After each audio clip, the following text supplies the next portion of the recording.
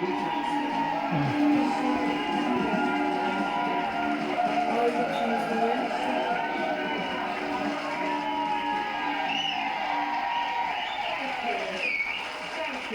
welcome and welcome at home. Thank you for joining us today. It's always great to have you in company. This is your first newswoman of the week.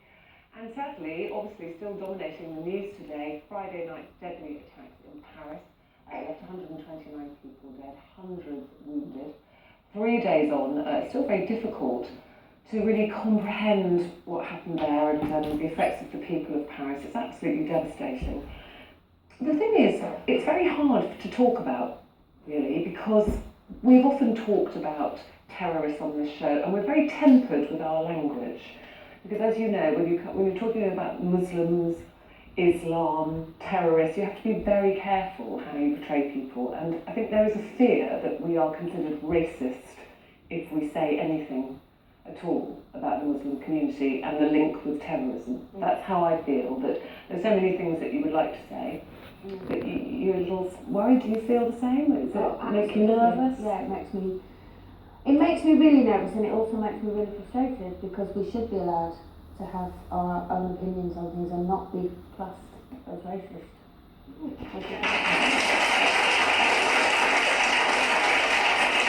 I mean, the thing about this actually is that people will say this isn't about religion. This is not in the name of Islam. This is not what a proper person who follows Islam would advocate. It has no place in the Quran, this level of violence. These are terrorists who are using Islam as a sort of an umbrella for their murderous actions. What worries me more is that when the Charlie Hebdo attacks took place, there was a poll that they did, and they said that 27%, I think, of British Muslims had a certain sympathy for the attacks, because there was a retaliatory nature to them. They felt that there was a purpose, however twisted that purpose was.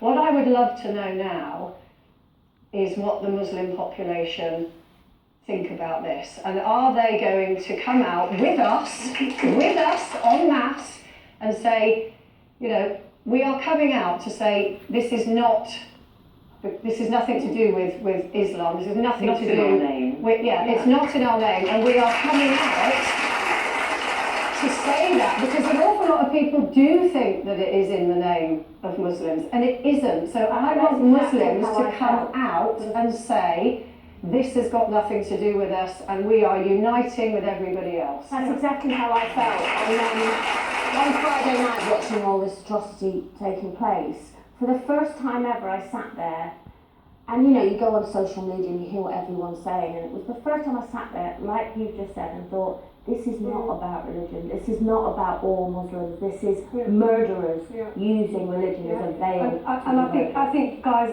look, I am a Muslim, I come from a Muslim family, I was born in Britain, and I have to tell you that the only way that as a country we are going to defeat this is we have to integrate. We absolutely have to come together. Because for me, what ISIS want is for Islamophobia to be widespread. They want to pitch you against me. They want to pitch people of different colour. That is their strategy, okay? And right now, I absolutely agree. Everybody's so angry. You look at people with suspicion. You've got a man with a beard on the tube with a rucksack. I don't blame you if you think he's a terrorist, but we've got to hold back. I will say one thing. I think in this country, as British people, whether you are white, whether you are Muslim, we have to be able to feel what we can say without being deemed a racist. I am a bit sick and tired. Every time there is an issue about Muslims, I'm brought out to talk about it. I want Jane to come out. I want you to come out, because we are united by our values, not by religion, but by our values. If we live in this country, we have to put our hands up and say we are British and we are all aligned by the same thing. So why can I ask you that? I agree. Can I ask you then, sorry, why so many of us feel that the Muslim community, particularly the heads of the church, the imams, have been so silent? I mean, I know they've made a few comments, but there's been nothing very dramatic. Well, I think because it's the mosques. Look, young people are not looking at old men in beards for guidance. They're looking on the internet. And what happens if you're not integrated is you have a whole body of disenfranchised, angry young people. Angry about what? Angry, Because we see that and angry say, because we welcome people to this country. We're a very integrated society. We're very accepting But of we're other not people's integra- religions. but So we why are are they not- so angry? we are not integrated. And if you go to a school, okay, and your teachers are there, and all of a sudden your best mate goes on 6 weeks school holiday and doesn't come back, and nobody asks you, why didn't your friend come back? You feel angry. Who do you talk to? You can't talk to your family, you can't even talk to your school. And I think, in 2013, I went to 75 primary schools in the UK, in the north, and I have to say, some of those schools would have been quite happy as if they were in Afghanistan. How can you have that in Britain? How can you have schools with white teachers and fully Muslim kids, and the parents are dictating the agenda? And those teachers are saying to me, we don't have the powers, we don't have the resources, we are too scared to say something in case we are deemed racist, and that is wrong. I agree wholeheartedly with you, but let's also look at, I hate calling him this, but Jihadi John. He came over here from Kuwait. As far as I know, he went to a multicultural, westernised school.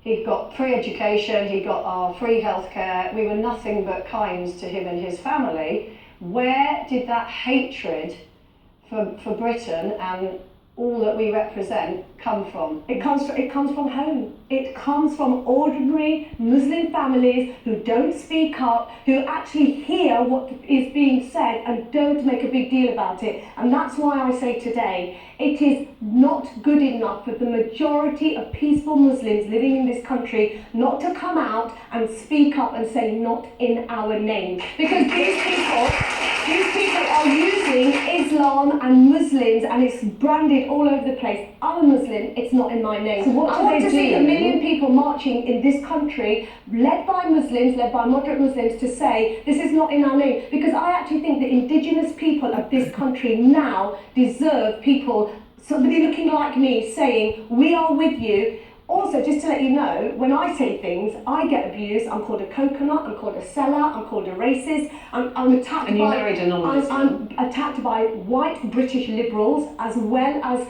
members of my own community. But you know what? I don't care, because what's really important to me is my community, whether it's black, white, green, orange, pink, and the safety of our But what do streets. those parents do, or those teachers do, particularly parents, because so many parents, we say, of young men who have gone off to fight in Syria, who've then come back, those parents often say, I had no idea this was going on. He was in his bedroom, he was going to university, we didn't know. Do you believe they didn't know? And if they do know, what should they do about it? What would you do?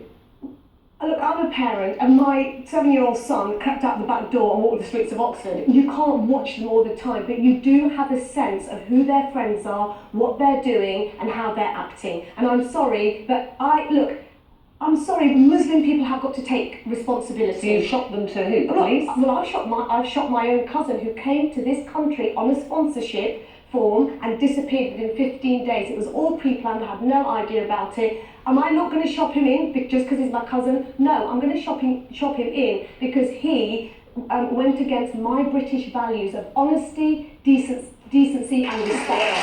And that's not to me. I think you're absolutely right. I think a show of solidarity, a very public show of solidarity between all religions, that not just about Muslims, and also greater integration, because it's in that vacuum between those two things that people like this flourish, But Jane, that do these attacks. Can I just also say, I say to people in my own community, if you don't like it here, go and live somewhere else.